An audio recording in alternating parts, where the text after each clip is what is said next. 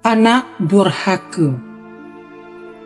Di Pelalawan, tinggal suami isteri dengan seorang anak laki-lakinya bernama Ahmad. Hidup mereka sangat miskin, namun kedua orang tuanya sangat mencintainya. Mereka mendidik dengan penuh kasih sayang, berharap dan berdoa kepada Tuhan semoga anak tunggal yang didambakannya mudah-mudahan menjadi manusia yang baik, yang dapat membalas budi, soleh, berilmu pengetahuan, dan dapat berbakti kepada masyarakat. Ahmad benar-benar menjadi tumpuan harapan orang tuanya. Untuk mencapai tujuan yang mulia, orang tuanya telah bertekad untuk bekerja keras mencari rezeki yang halal sebagai modal untuk mendidik Ahmad.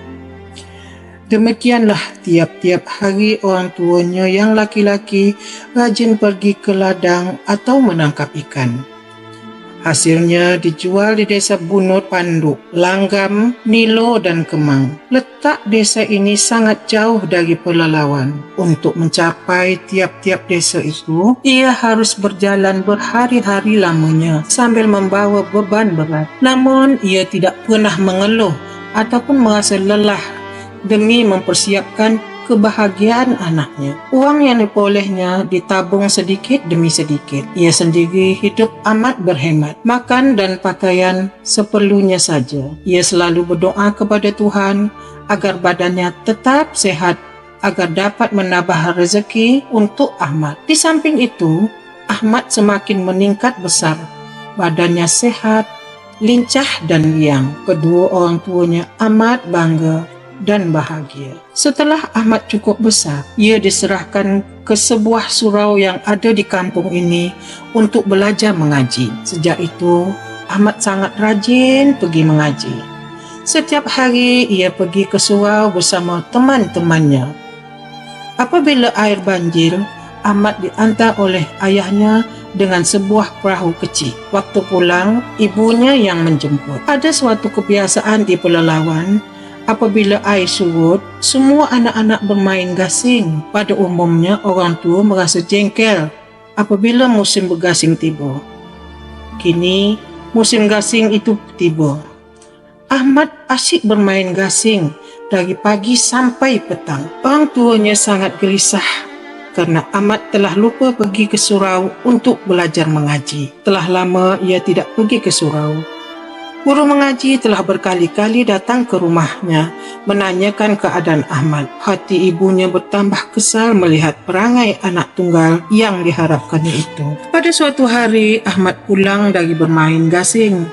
Ibunya marah dan bertanya, "Sudah berapa lama Nanda tidak mengaji ke surau? Mengapa Nanda asyik bermain gasing sehingga melupakan segala-galanya? Ibu tidak akan memberi makan lagi." Mendengar omelan ibunya, Ahmad diam saja. Kemudian ayahnya berkata pula, "Mat, ayah tengok engkau asyik bergasing saja. Sudah lupa engkau dengan makan minum. Apalagi mengaji, sejak bergasing engkau tidak pernah lagi menolong ibumu.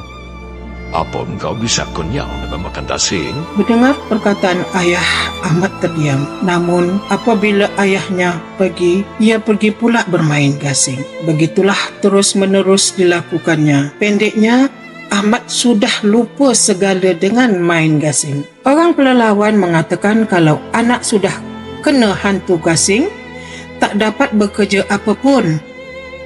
Pada suatu hari, Ahmad tidak pulang. Besoknya ia tetap tidak pulang. Ayahnya tidak mau mencarinya di mana dia berada. Pada suatu malam, ayah Ahmad berkata kepada istrinya, Rupanya, memanjakan anak tak boleh berlebihan.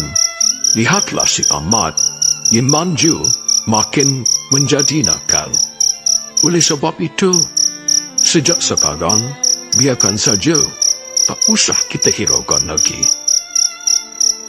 oleh kerana orang tuanya tidak memperdulikannya, kenakalan Ahmad semakin menjadi-jadi. Ia semakin jarang pulang ke rumah, pergi ke surau tak pernah lagi. Hati orang tuanya semakin kesal dan jengkel. Nasi untuk Ahmad tak pernah disediakan jika kedua orang tuanya pergi ke ladang. Pada suatu hari sebelum pergi ke ladang, dimasakkannya tali gasingnya, dibuatnya gulai. Kemudian, barulah keduanya pergi ke ladang. Melihat kedua orang tuanya pergi ke ladang, Ahmad pulang. Perutnya sangat lapar, ia ingin makan. Pintu rumah terkunci. Ia naik dari jendela. Karena lapar dibukanya periuk, terlihat gasing. Dibukanya belanga, terlihat tali gasing. Karena itu, menangislah ia sambil bernyanyi, berpantun. Teng tali gasing, palit gasing dan buah keras. Sampai hati ibu, di tanahnya sayu gasing, di gulainya tali gasing. Menjadi punai-punai jugalah sayu hendaknya. Makan buah kayu ara. Tumbuh bulu sehelai. Ia terus juga menyanyi dan tumbuh bulu sehelai lagi. Begitu seterusnya. Karena lama-kelamaan bernyanyi, maka ratalah seluruh tubuhnya ditumbuhi bulu. Kini ia telah menjelma menjadi seekor burung punai. Ia pun terbang ke arah jendela. Ia terbang bumbung atap. Kemudian, barulah ia terbang tinggi ke udara. Dari udara, terlihatlah olehnya ladang orang tuanya. Kemudian ia terbang ke arah ladang dan hinggap pada pohon kayu ara yang tinggi. Dari atas pohon terlihat ibu dan ayahnya sedang asik menyiang rumput. Ia pun bernyanyi. Sing tali gasing, alit gasing dan buah keras. Sampai hati ibu, di tanahnya saya gasing. Di gulainya tali gasing, menjadi punai saya kini. Makan buah kayu ara. Mendengar nyanyian burung yang pandai bicara itu, maka berkatalah ibunya. Coba awak delap. Kalau tak salah, seperti suara anak kita Afad. Mana pula? Coba dengar baik-baik. Kata ayah. Sing tali gasing, alit gasing dan buah keras. Sampai hati ibu, di tanahnya saya gasing. Di gulainya tali gasing, menjadi punai saya kini. Makan buah kayu ara. Iya, Kata ayahnya. itu memang suara anak kita. Maka berteriaklah ibunya memanggil si Ahmad. Nah, kemarilah. Ini nasi. Tidak, saya sudah menjadi burung. Makan buah kayu ara. Kata si Ahmad yang telah menjadi burung punai itu. Setelah berkata begitu, ia terus mematuk kayu ara dari satu dahan ke dahan yang lain. Ayahnya merasa kasihan melihat nasib anaknya. Mengambil kapak dan menebang kayu tempat burung punai tadi hinggap. Ketika kayu yang ditebang itu tumbang, maka burung punai tadi pun terbang ke kayu yang lain. Kemudian ia bernyanyi lagi.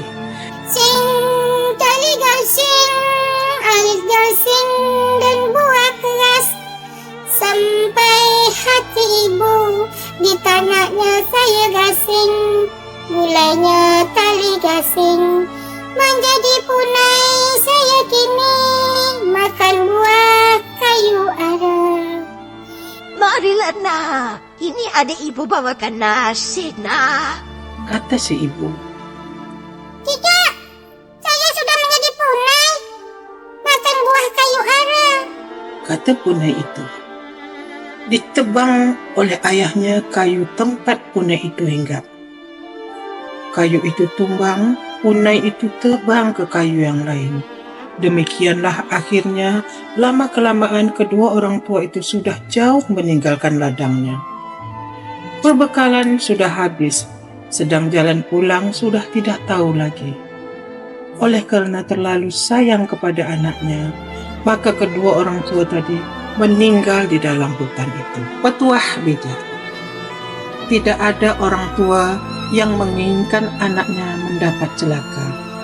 Semua orang tua inginkan anaknya hidup bahagia. Ada pepatah, orang tua ladang rezeki di dunia dan ladang amal untuk di akhirat. Dengan pepatah itu, hendaklah kita semua berbakti kepada kedua orang tua. Literasi kita, masa depan bangsa, bangsa merdeka. Tujuan kita semua